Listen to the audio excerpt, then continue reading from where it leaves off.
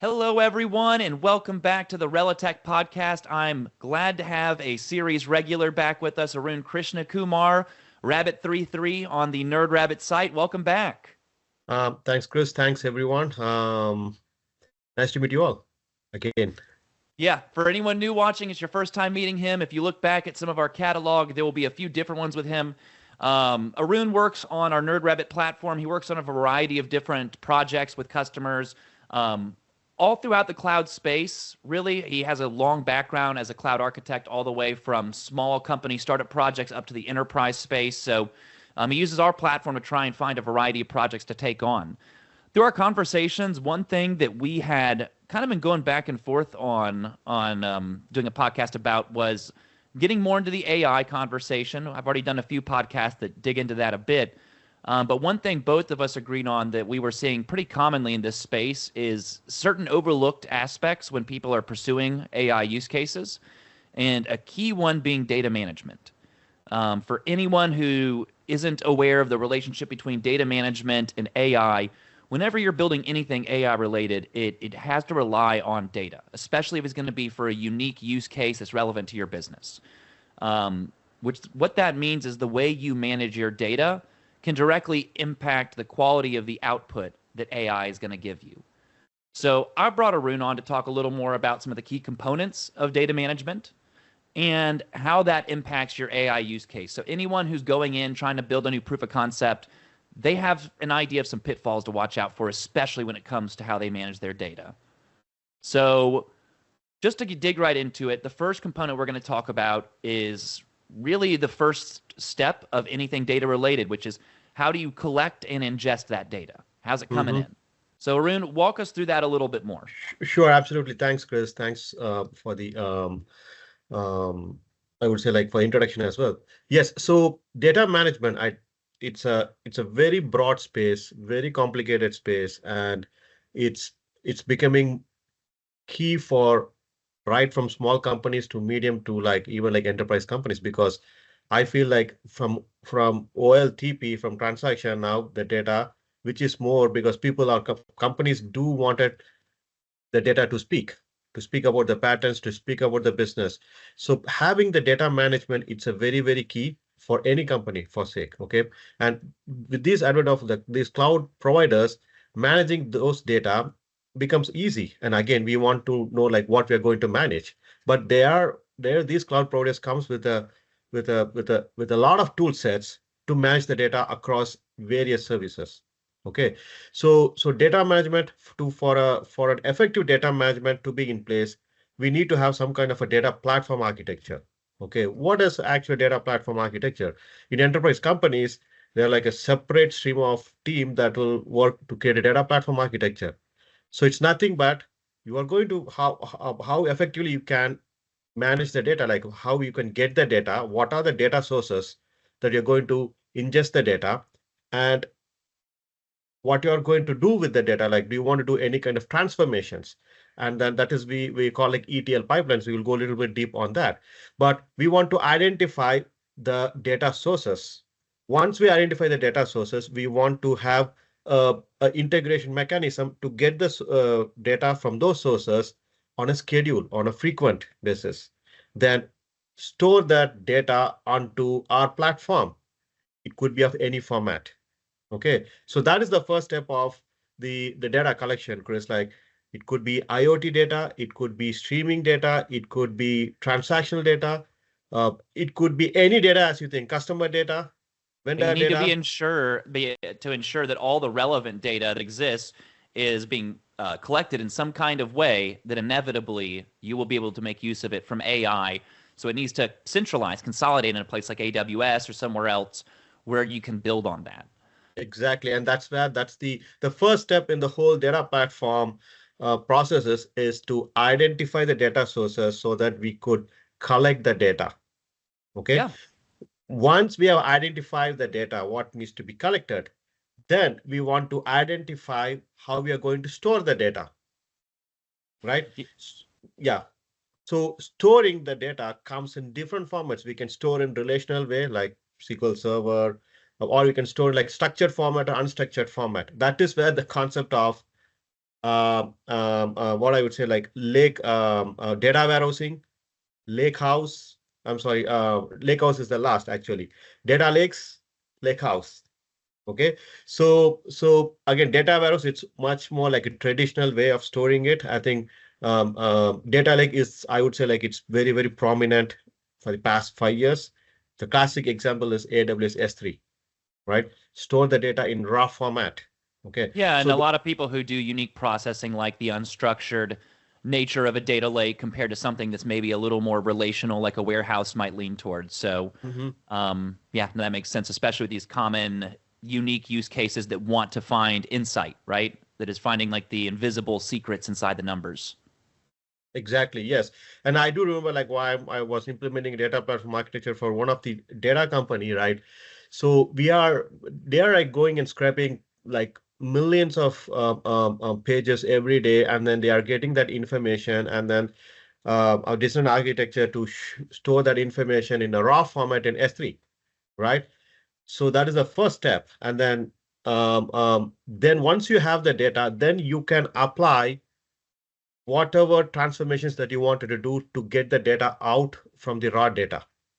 Okay, so that is where the next step process of, let's say, like ETL comes into play, right? What transformation you wanted to do.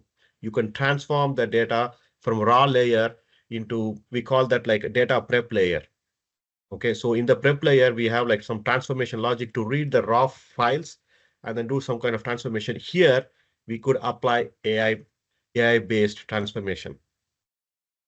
Yeah, and a lot of these things. So part of this AI conversation is that taking good care for your data management is inevitably going to help the AI solutions you build function better based on the data that they're utilizing. The other side of it is that these processes can be empowered by AI. Your data collection can be powered by AI powered ETL pipelines.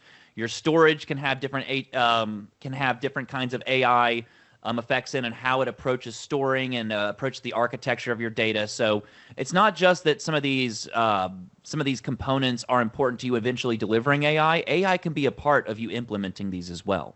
100% when storing the data, there's a concept called like data partitioning. Okay, we can leverage AI to identify the query patterns and then store the data in appropriate partitions. Okay, which is very much useful for faster query, for faster execution. Okay, when you're doing the ETL pipelines. So every step we can use AI, and there are like tools already available in the market. Let's say where these they are like they are inbuilt as part of the every process. Okay, so very much AI can be plugged in every step of the process. But again, we want to know like what those AI processes can do so that how we can best use of it. No, that makes perfect sense. Now, so we've collected the data, we've done some sort of transforming, loading the data. We are now moving into kind of the storage and architecture of that data. So, like you mentioned, you have databases, data warehouses, data lakes, lake houses.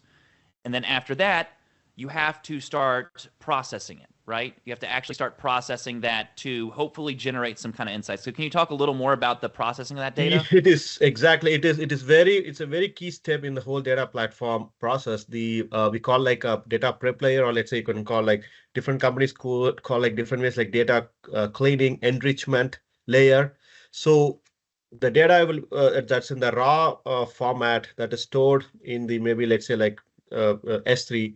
We want to do the data cleaning because it's a raw data, right? So we, at the time of cleaning, we can also check on the data quality and we can enrich the data. Okay, for example, we are getting some information, weather information. Okay, then I have like some public data, public weather information data. So I take that data, and then with the raw information that I got, I can club it and I can do the enrichment so that with that enriched data, I can present to the end customer. So that is the enrichment layer. Okay, so we do data cleaning. We also do the also check on the data quality, and AI will greatly help on data quality because I've been into this situation so many times. The data quality is not good at all. The accuracy it's not good. So we have to use these AI-driven models to cleanse the data, which is And they're very kind of important. perfect for it because when it comes to data cleaning, a lot of it is obviously identifying the pattern of proper data versus outliers, the unique aspects that don't align with that pattern.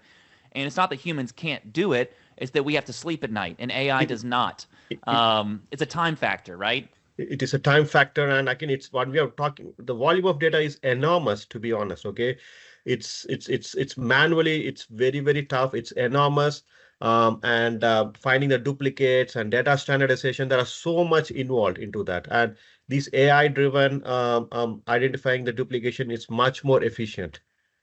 Yeah. So that again, AI does certain things better than us. So like especially where it comes to the human touch, we I think are going to continue to notice that when it comes to creatively thinking about the problems that we face, we're really going to thrive there, but especially these really routine, repetitive tasks, AI thrives in that space. And in the data process, some of these key components, there's a lot of elements of it that can be quite routine. Yes, So exactly. it's a great place for AI to come in. And yes, and it's a constant evolving process. That cleansing processes constantly we need to fine tune the models because we are going to cleanse it depending on we could have missed certain scenarios, conditions. So we need to constantly cleanse it, constantly enrich. Okay, so a great place, a use case for AI to be used. Yeah. Now, past that, now you have data, you've brought it in, you've done a little processing on it. For a lot of companies, they're going to want to make sure that what they have is secure, and particularly ones that might have, certain data governance regulations they have to align with, like PCI, like HIPAA, GDPR, SOC 2. So this is, I think, an area where AI really thrives Mhm. because it is written laws. It is very time intensive to audit for things like this.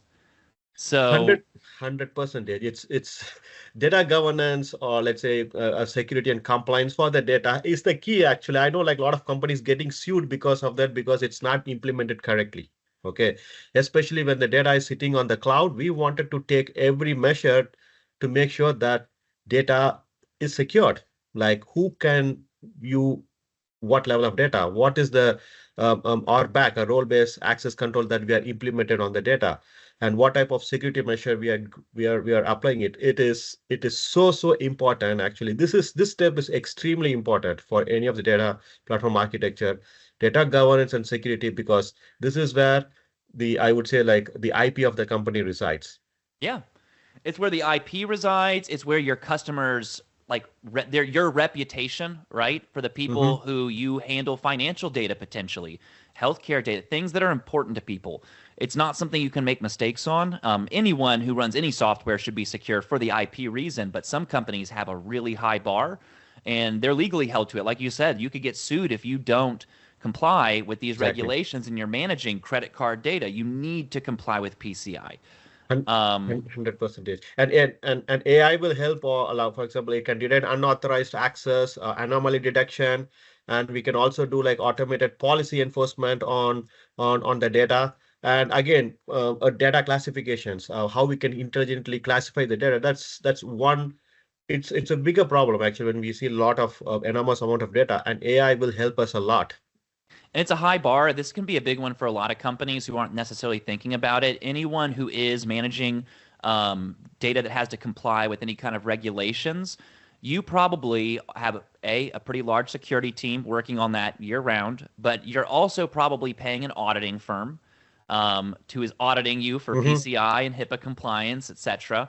And there's so much cost in just staying in that place, and the ability of AI to at least reduce that, to make it so it is more manageable to implement your PCI compliant architecture and governance, and then for these auditing firms to be able to audit with assistance of AI. It's just faster for everyone. Like this, for anyone who's been around that process, it's pretty frustrating and nightmarish because Hmm. you know you're just doing it again next year. Yep, got it. Yes. Yeah, 100%. Yeah. So, um, um, yeah. So it's very important that I think we have to take it very seriously when we start implementing data management, data security, and governance. It's very important. Now, past that, you made sure your data is secure. You've made sure that you're in a good place. It is clean data. It's done all the types of processing we need to ensure that we have a good set of data on our hands. Now you're going to start looking at how this maybe operates with your various systems in place. 100%. Yes. So that's called like interoperability, which is I would say like a key. Let's say if you want to have our data working with the other set of systems. So classic example, let's say like when we work in healthcare data, there's some standard called like HL7. That's old. The newer version is I call like FHIR, FHIR, fast. Think fast healthcare interoperable. So if our data if works on that standard, then I remember like for one of the customer implemented AWS Health Lake service where you ingest the fire data and it's going to give you insights. It's so simple. All we need to do is say to make sure like our healthcare data confirms that fire standard.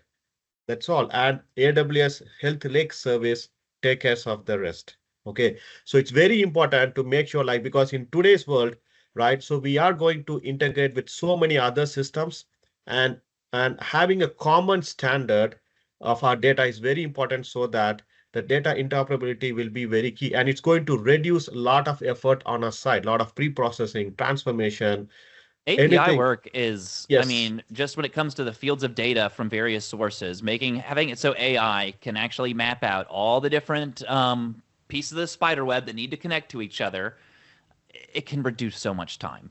It will. Yes, and already there are systems like healthcare systems like they already like tools pre-built to read the data and then to give good insights or reports. So we don't need to reinvent the tool.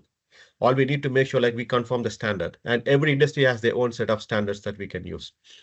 I think a common theme, if anyone's listening has noticed this the last few components we've discussed, each time we talk about one of these, I mean, it's a data management practice that's going to help you generate better AI solutions for your users, customers, whoever.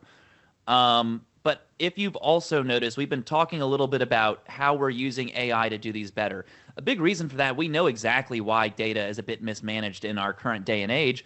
It is work intensive. Earlier in my career, I had a background in tech recruiting, and I still remember when you were working with any company that was really working on big data, like what you consider a very large data set, you would be hiring so many data architects and engineers and analysts and the analytics engineers and visualization engineers. And it becomes this massive organization just to make sense of data. And that's when we were doing before AI. We're now in a place where these things that seemed so lofty for a lot of companies, really difficult to, even if you tried doing it, it's going to be hard to do it well. It's becoming a lot more accessible. It is. Mm-hmm. Yes, which raises the incentive. 100%, yes. And then more than what I would say in my experience compared to application development, again, application development has its own challenges, but more to application development, data platform, data management, it's a tougher job. It lends itself to AI because it is so pattern based. Exactly. It really does. For applications, I have noticed this, coding, while it is logical, it's also creative. And I've noticed that AI can obviously really quickly get you a arguable solution to a problem from a code standpoint, but is it the right solution with all things considered, the company and everything else? And AI will get better. These agents will learn from previous iterations. They'll get to a pretty crazy point, but for where we're at today, I would still strongly recommend people remember that engineering for developing software is still a very creative task, and it needs to be treated as such. It is.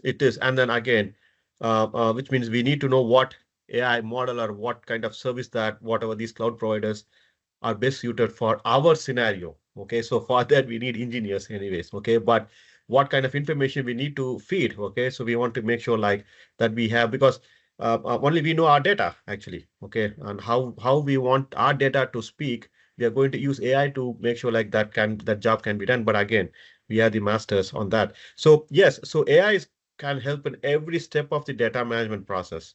Okay, so which can be extremely, extremely useful. And then I think it's going to give some really good insights. It's going to be really interesting how the AI space evolves. I mean, it's obviously one of those we've seen with the tech industry in general. It tends to evolve at a rapid pace. Whether you think about the dawn of the internet, whether you think about the dawn of personal computing, it's just a very fast-paced place. But I do think with AI, we're in a very different time scale just because it builds on itself. For better or for worse, I think the data conversation is actually a really important one there. I don't know if anyone's ever been super frustrated with where a company's coming out with all these new features and this and that, and none of them work. Okay. And there's bugs everywhere, and it's just not good, right? You're getting all this new stuff, but all of it breaks, and it's not good. AI, I think, has those big risks if you don't take care of your data. You're going to make something that doesn't generate the right outputs because it doesn't have the right inputs. AI, it is what it eats, and it needs to eat healthy data, not, unhealthy, uncleaned data that you've just shoved in there to hope it finds insight for you. 100%, yes. And then statistics from AWS saying that they're using AWS itself using Amazon Q for their development of their platform. So it reduces like 30 to 40%. It saves them 30 to 40% of the development time. So that is what it is. And then I think, like Chris, we need to touch the final part of the insights. So we are doing all of this data management. What is the outcome? It's some kind of analytics, insights, reporting.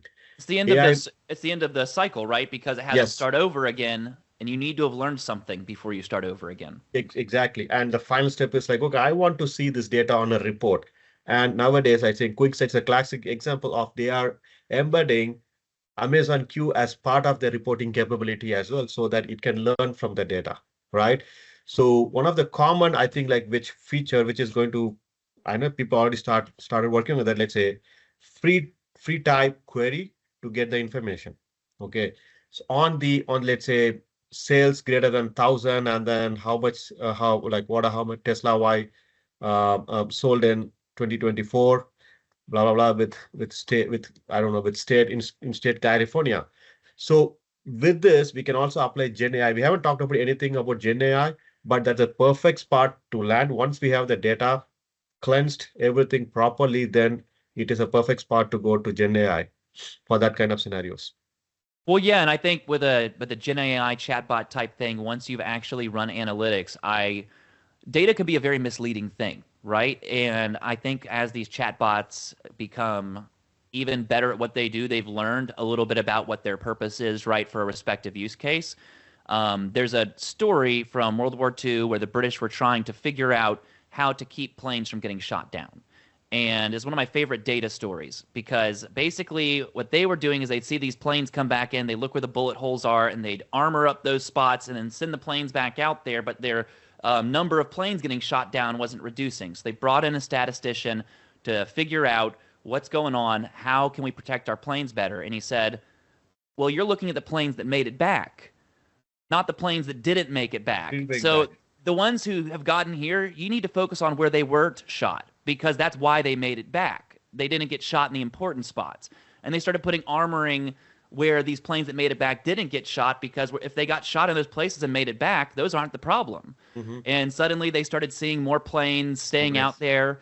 And it's because data can be misleading. We don't always naturally understand it. And being able to have a verbal conversation with a chatbot that has your data, has understandings of what it means, could be really valuable to people in all areas of organizations, but especially leaders. Leaders are always trying to make sense of sometimes things that are so many layers of hierarchy under them that it gets really difficult to understand what something actually means.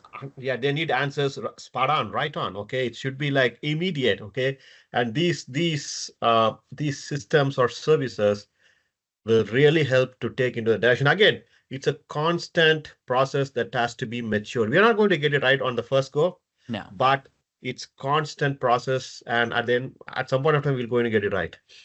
It's kind of like, if anyone who has a workout program and you're going to the gym, you're like, okay, I've been able to, I can lift more on my bench press now, but I actually couldn't go up higher on my squat. I need to work a little more on my legs, right? You're learning each time you go. Exactly. You take your notes on how well you did, and then next time you try to improve upon that. In some way, shape, or form. So AI is really good for that, but B, it's fast for it. When you're trying to do this type of process with only humans involved, obviously there has to be really strong communication between everyone to ensure that everyone learns from each iteration. AI can improve that. It can be tied intrinsically to your data in a way that it can keep all of it in context. So all of your team can always kind of keep that bigger picture in mind. Yep. Yeah. Agreed. It's exciting. So as that goes, these are our 6 key components. Just to go over those again, the key components we covered today were data collection and ingestion, data storage and architecture, data processing and transformation, data governance and security, data integration and interoperability, and then data analytics and how AI integrates with those analytics. That process should create more or less a full cycle for how you manage your data in a way that can be both empowered by AI and empower your AI.